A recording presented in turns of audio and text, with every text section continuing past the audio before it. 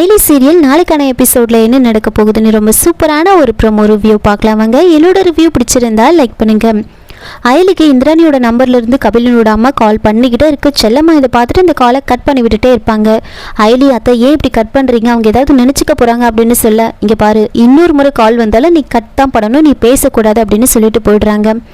உடனே கபிலனோட அம்மா இதை நான் விடவே மாட்டேன் அப்படின்னு சொல்லி ஜமுனாக்கு கால் பண்ணுறாங்க. ஜமுனாக்கு கால் பண்ணதுமே என்ன விஷயம் சொல்லுங்கள் அப்படின்னு கேட்க, அவங்கக்கிட்டேயும் ரொம்ப கோபமாக பேசுகிற மாதிரி கபிலனோட அம்மா ஆக்ட் பண்ணுறாங்க. இங்கே பாருங்கள், உங்கள் மூத்த பொண்ணு என்ன வேலை பண்ணியிருக்கான்னு உங்களுக்கு தெரியுமா அப்படின்னு சொல்ல, என்ன பண்ணா அப்படின்னு ஜமுனா கேட்க நடந்த எல்லா விஷயத்தையும் சொல்கிறாங்க. எங்கள் இந்திராணி அவ்வளோ சொல்லியும் அவள் பேச்சை கேட்காம அவனுக்கு சப்போர்ட்டாக பேசிட்டு வந்திருக்கா. எவ்வளோ அவமானமாக ஆயிடுச்சு தெரியுமா, நீங்கள் எங்கள் குடும்பத்து மேலே இவ்வளோதான் மரியாதை வச்சுருக்கீங்களா அப்படி இப்படின்னு கோபமாக பேச, அப்போ ஜமுனா அவள் ஏதோ தெரியாமல் தப்பு பண்ணியிருப்பா, அவளுக்காக நான் உங்ககிட்ட மன்னிப்பு கேட்டுக்கிறேன் அப்படின்னு பேசிகிட்டு இருக்கும் போதே ரொம்ப கோபமாக பேசுகிற மாதிரி கபிலனோட அம்மா ஆக்ட் கொடுத்துட்ருப்பாங்க.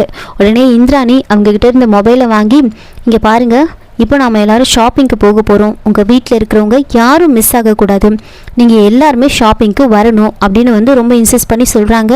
உடனே ஜமுனாவும் சரிங்க, ஆனால் ஐலி பண்ணதுக்கு நான் உங்ககிட்ட மன்னிப்பு கேட்டுக்கிறேன் அப்படின்னு இந்திராணிக்கிட்டேயும் சாரி கேட்குறாங்க.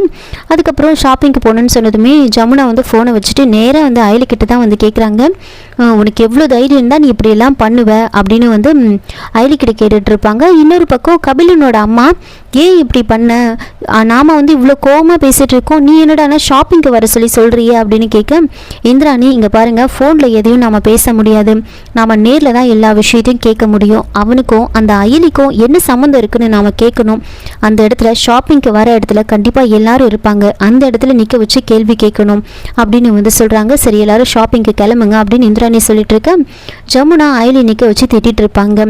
நீ எப்போ பாரு ஏதாவது ஒரு பிரச்சனையை இழுத்துட்டு வரையே, ஏன் இந்திராணி சொன்ன மாதிரி செஞ்சா உனக்கு என்ன, நீ எதுக்காக இப்படிலாம் பண்ணிட்டு இருக்க அப்படின்னு ரொம்ப கோவமாக பேசிட்டு இருப்பாங்க. சரி நாங்கள் எல்லாரும் ஷாப்பிங்க்கு போக போகிறோம், நீ வீட்டிலே இருந்து வீட்டை பார்த்துக்கோ அப்படின்னு சொல்லிட்டு ஐலியை வர வேண்டான்னு சொல்கிறாங்க. அப்போ பாட்டி ஐலி வராமல் நான் வரமாட்டேன் அப்படின்னு பாட்டி சொல்கிறாங்க. அப்போ ஐலி பாட்டி அதை பற்றிலாம் நீங்கள் யோசிக்காதீங்க, நீங்கள் போயிட்டு வாங்க அப்படின்னு பாட்டியை சமாதானப்படுத்துகிறாங்க. இன்னொரு பக்கம் செல்லம்மா யோசிக்கிறாங்க, இவளை வீட்டில் விட்டுட்டு போக போகிறோம், இவளை ஏதாவது ஒரு பிரச்சனையில் மாட்டி விட்டாதான், இவளை அசிங்கப்படுத்தினாதான் இவள் அடங்குவா அப்படின்ற மாதிரி செல்லம்மா யோசிக்கிறாங்க. உடனே என்ன பண்ணுறாங்கன்னா, அவங்க பீரோவில் இருந்த நகையெல்லாம் எடுத்துகிட்டு நேராக ஐலியோட ரூமில் ஐலியோட பீரோவில் அந்த நகையெல்லாம் வச்சுட்டு போயிடுவாங்க.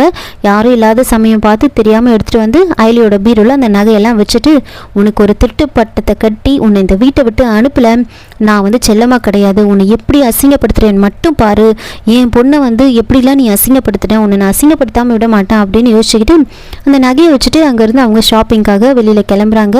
அப்போ ஐலி வரவே கூடாது அப்படின்னு ஐலியை மட்டும் வீட்டில் விட்டுட்டு அவங்க எல்லாரும் ஷாப்பிங்க்கு போகிறாங்க.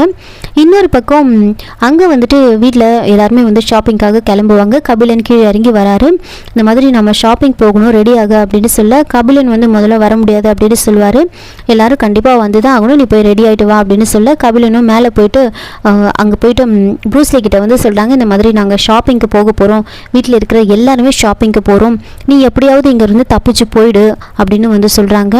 சரி சரி நீ போ, நான் பார்த்துக்கிறேன் அப்படின்னு சொல்லிட்டு ப்ரூஸ்லியும் சொல்கிறாங்க. இதுதான் சரியான சமயம், எப்படியாவது இங்கேருந்து ஓடிட்டு போலீஸ் கண்ணில் படாமல் இங்கேருந்து போயிடு அப்படின்னு சொல்லிட்டு கபிலனும் அவங்க ஃபேமிலியும் அவங்களும் ஷாப்பிங்க்கு போயிடுவாங்க. அங்கே போனதுக்கப்புறமா தான் இந்திராணி பார்க்குறாங்க, அங்கே ஐலி இருக்க மாட்டாங்க. ஐலியை நீங்கள் ஏன் ஷாப்பிங்க்கு கூட்டிகிட்டு வரலாம் அப்படின்னு எல்லாருக்கிட்டையும் ஜமுனா கிட்ட இந்திராணி கேட்குறாங்க. அவங்கள கேள்வி கேட்டதுமே ஜமுனாக்கு என்ன பதில் சொல்கிறதுனே தெரியல. இன்னொரு பக்கம் அவங்க எல்லோரும் ஷாப்பிங் போனதுக்கப்புறமா ஐலிக்கு ஒரு அசைன்மெண்ட் வருது. அந்த ப்ரூஸ்லி கண்டிப்பாக அந்த வீட்டில் தான் இருக்காங்க, அந்த வீட்டில் இருந்து எல்லாரும் எங்கேயோ வெளியில் போயிருக்காங்க, இதுதான் நமக்கு சரியான சமயம், அந்த ப்ரூஸ்லியை எப்படியாவது நாம் மடக்கி பிடிக்கணும், இந்த சமயத்தில் தான் நாம் அவனை கரெக்டாக விட்டுறக்கூடாது, பிடிச்சிடணும் அப்படின்னு சொல்கிறாங்க. இன்னொரு பக்கம் ப்ரூஸ்லி அங்கேருந்து தப்பிக்கணும்னு நினைக்க அங்கே சுற்றி மஃப்டியில் போலீஸ் நின்றுட்டுருப்பாங்க. அந்த இடத்துக்கு ஐலியும் சிவாவும் போயிட்டுருப்பாங்க. இந்த முறை நாம் மிஸ் பண்ணவே கூடாது, எப்படியாவது அந்த ப்ரூஸ்லியை பிடிச்சாகணும் அப்படின்னு சொல்லிட்டு எல்லாரும் அந்த வீட்டை ரவுண்ட் அப் பண்ணிடுறாங்க. இதோட இந்த ப்ரோமோ முடிச்சிருக்காங்க. என்னோட ரிவ்யூ பிடிச்சிருந்தா லைக் பண்ணுங்கள், மறக்காமல் சப்ஸ்கிரைப் பண்ணுங்கள். தேங்க்யூ.